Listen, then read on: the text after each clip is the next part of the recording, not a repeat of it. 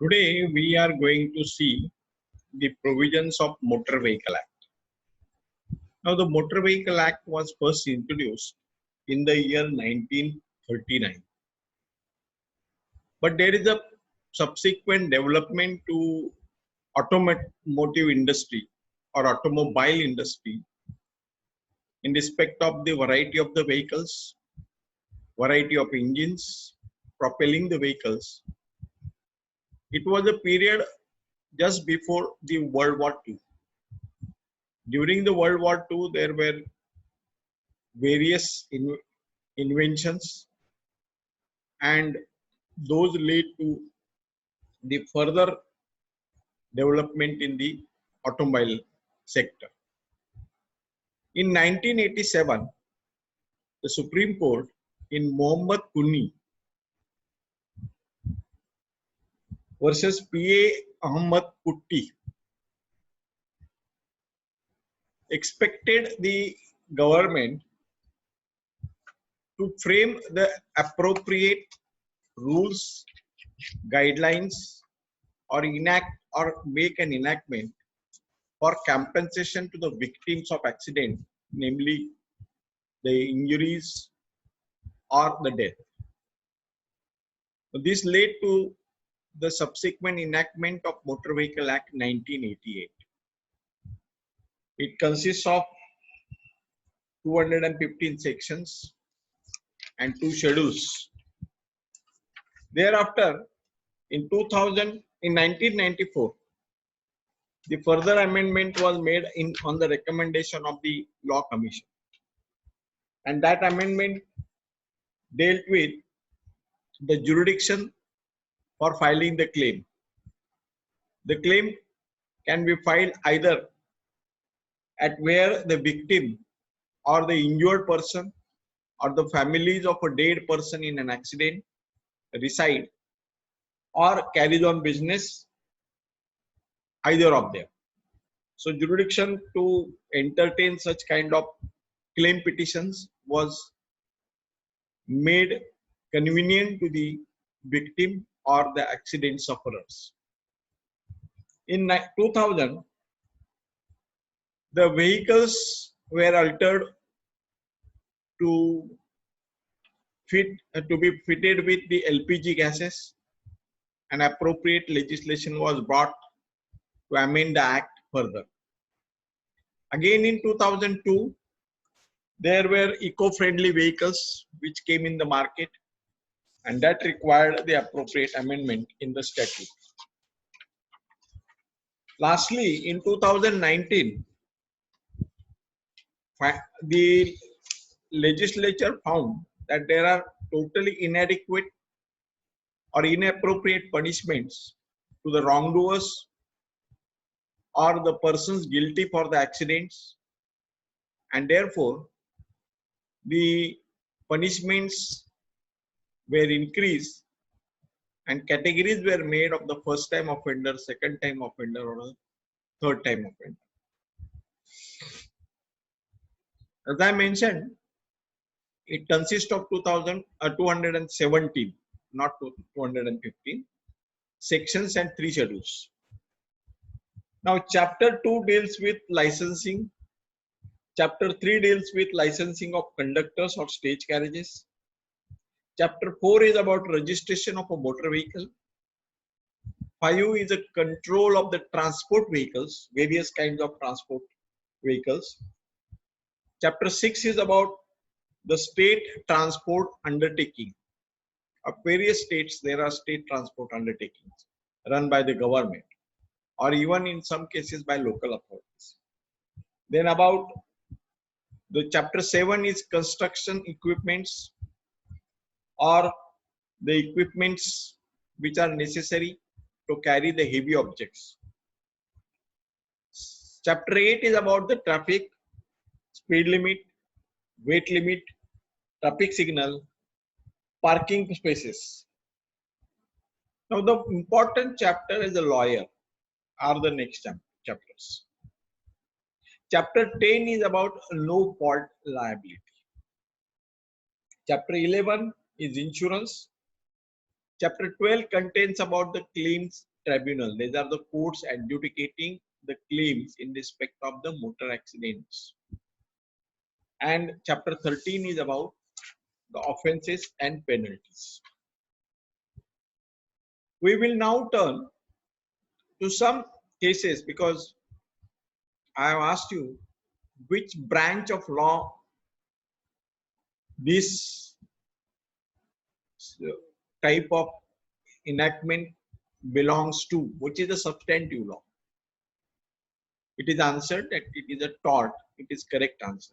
It's a civil wrong for which the remedy is of damages. Now, the tortious liability, whether it arises only against the vehicle owner or the insurance company of the vehicle, or it can arise in respect of or qua the third party. That issue can be conveniently dealt with or understood from a case which is decided by the Supreme Court. Here, the employees of the State Department of the Survey went for a tour. Their tour commenced with a delayed arrival of the driver and the vehicle. Among them, there was a quarrel, but it somehow settled and they traveled from A place to B, B place to C. In the midst of this travel, there was a level crossing, railway level crossing. Normally, there are boards put up at the railway level crossing. You must have seen that we should look at the both side and then cross the railway crossing when especially it is unmanned. There is no man or a guard or a obstruction or some kind of precaution. So this was such one railway crossing where this vehicle went up to the middle of the railway crossing and stopped. It didn't move either further or backward. All of a sudden, a railway with a speed of 75 km per hour dashed against the bus, and all the travelers in the bus were killed and 4 were injured. They filed a claim before the motor vehicle court. The contention in this claim was also against the railway authorities. Union of India was made a party, Railway, Indian Railways. The claim was decreed only against the bus insurance company, bus owner, driver. The matter ultimately landed in a Supreme Court for two issues. One issue is about contributory negligence, and second issue is about sovereign function of the union government. Running of a railway was claimed to be the sovereign function of the railway, and they wanted that in view of this sovereign function, they were not at all responsible liable. Let me deal with this point first. In state of Rajasthan versus Vidyavati, way back in the year 1992, or maybe earlier than that, the issue has been settled about the king can do no wrong, or state can be found to be at no fault in during performance of its sovereign functions. And here, Vidyavati's husband was going on a road when a jeep or a vehicle of a collector, which was being driven by a driver from the garage to the collector's office, dashed against him and he died in the way. The defense of sovereignty was rejected by the Supreme Court on the ground that there is no such exemption available under the law, and accordingly the claim was allowed. So on the following with the same guidelines or same lines, in this case also the claim of Union of India was rejected. The second contention was about contributory negligence, which was put forth by the insurance company of the bus. The contributory negligence is a principle. Whether anybody knows, that is important. As the word suggests, it is a contributory. That is, the person who is victim or who has suffered in an accident is also himself responsible for the accident.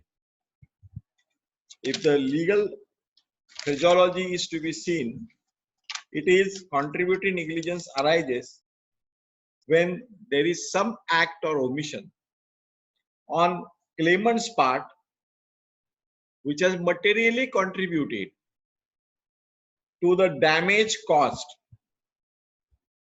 In short, contributory negligence means the failure by a person to use reasonable care to protect himself or his property, and as a result that he became the blameworthy or master of his own wrong. In such a situation, the claim petition by such victim or person heirs is affected or is reduced in quantum or a distribution or apportionment between him, deceased, or the person who is injured, who is guilty for the contributory negligence, and the insurance company or the bus owner. Now, this defense is important and as seen by the Supreme Court. In this case, the Supreme Court gave a clear finding that it was a fault or the negligence of the driver. And this is not a contributory negligence for the accident, but it was a pure negligence by the driver. Railway is a negligent in not taking appropriate precaution of erecting the proper board or safeguarding the gates, unmanned gates. Because the board in this case was invisible, had been mutilated, and the letters could not be read. So holding both railway company as well as the bus driver and owner and insurance company, Supreme Court gave the judgment. This is a case which is reported in 1997, 8 Supreme Court cases, page 683, Union of India versus United India Insurance. So Union of India's special leave petition was rejected.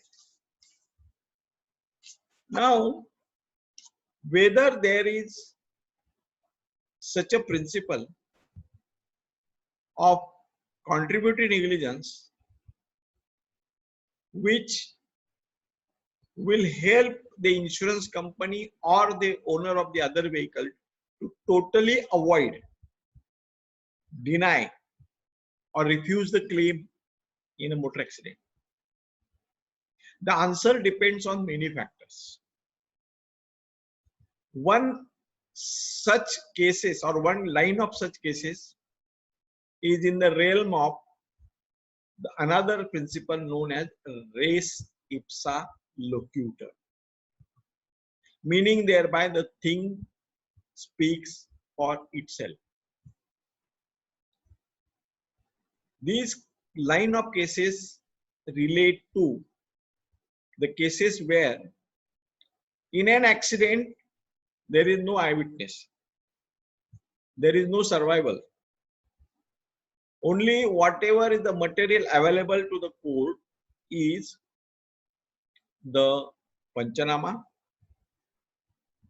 or the vehicle report or a vehicle inspection report or a damages to the vehicle or either of the vehicle if there are two vehicles.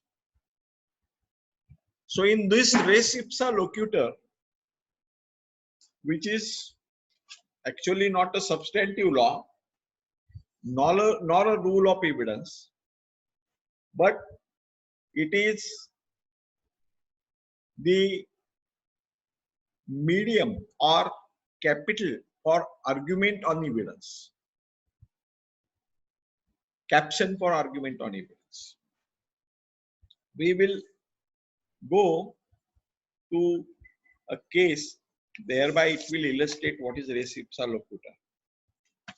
Now in this case, 1974, AR 1974, Supreme Court 890, Shyamasundar versus State of Rajasthan. The two vehicles collided each other. There was no survivor. The spot pancharama showed that the victim's jeep was driven by the truck traveling from the opposite side for a distance of 80 feet.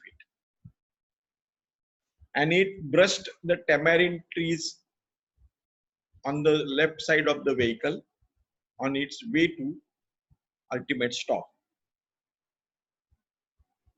Now, the vehicles were damaged, but the damage to the jeep was more than that of a bus. In these circumstances, the court applied the doctrine of res ipsa loquitur and held that the bus was driven at a high speed and it collided with the jeep with such an impact that jeep was driven or taken for 80 feet ahead. And accordingly, insurance company of the bus and the owner were held responsible for the compensation. So accident speaks for itself. There is another case, AIR 2005, Supreme Court 570. This is one bus collided with another bus. There was damage to the left side of one bus. That is, it was driven correctly from the left side of the road, and damage was on the left side because it brushed some of the trees on the way when the impact took place. So again, applying the principle of res ipsa loquitur, the offending bus was held to be responsible, which dragged another bus, and the compensation was made fair. Now I will give some variety of cases which will illustrate how the motor vehicle claims arise out of myriad or some circumstances which are uncommon. One such is, in case of a person who died in a car accident, the claim was made by his relatives as well as by the Christian society for which that said person was working. The factual matrix say that this person has abandoned his family and had become the member of that society or a church and devoted himself to the society or a church. The church applied for becoming a party as a beneficiary. The court has allowed the trust to become a party, society to become a party. So these are some of the cases which are not in line with the ordinary understanding. Now I will turn to the another cases where the line of cases is about having fake license or a no license. The person driving the vehicle which is a cause of accident or because of which accident took place had no license or was not having a valid license, capable of holding a valid license, and that another line of cases that it was a fake license. Normally, the conclusion will be once it is a fake license or no license, no claim is allowed because it is a breach of the policy terms. But that is not wholly or completely correct because there are a number of cases where though there was no license recorded in Panchanama or a fake license was recorded by police in a statement, still if the insurance company does not bring any evidence or a proof showing that on a particular date when the accident took place, the driver of the vehicle had a fake license or a no license or no capacity to hold a valid license. And if the insurance company doesn't lead such kind of evidence, then in that case, the claim is sustainable and maintainable. However, such a claim is not maintainable by the inmates or the persons traveling in such vehicle against the insurance company. So, the case where it was held applicable is the Swansing's case, and case where it was restricted is the case of National Insurance Company versus Mahesh Varamma. It is a one word, Mahesh Varamma, 2009, 13 SCC, page 188.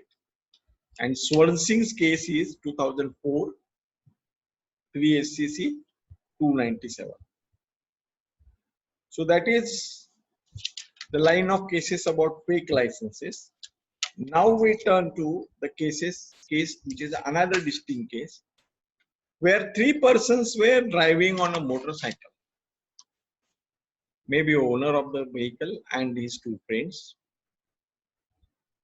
A motor car came from behind and dashed the motorcycle, which resulted in death of the driver of the motorcycle. His father, Muhammad Siddiqui, filed a claim against the insurance company of a motor car. It is common knowledge that Motor Vehicle Act as well as the policy specifically mention that it cannot be driven against the rules. The rules say that there can be two drivers on a two-wheeler. Two persons can ride the wheel. One is pillion rider and one is the main who drives the motor vehicle. So there is a breach. Then in that case, no insurance company will be liable. However, in this case reported in 2020, SCC online page 24, Supreme Court has held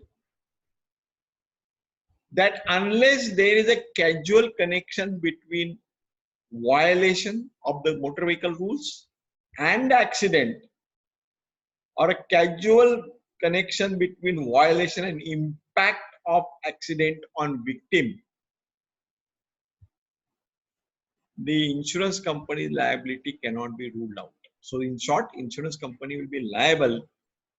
In this case particularly, there was no such role of, because three drivers the accident took place, three riders, two pillion rider and one driver, the Supreme Court allowed the claim. It also made a statement that if at all there is a negligence or violation, he may be guilty under section 194, but 194C of Motor Vehicle Act, but this cannot be the reason to deny the compensation. So these are the some of the variety of cases where compensation is held to be payable, and the case of the insurance company was negated. So remind well. So today's meeting I will be ending here. We will meet tomorrow.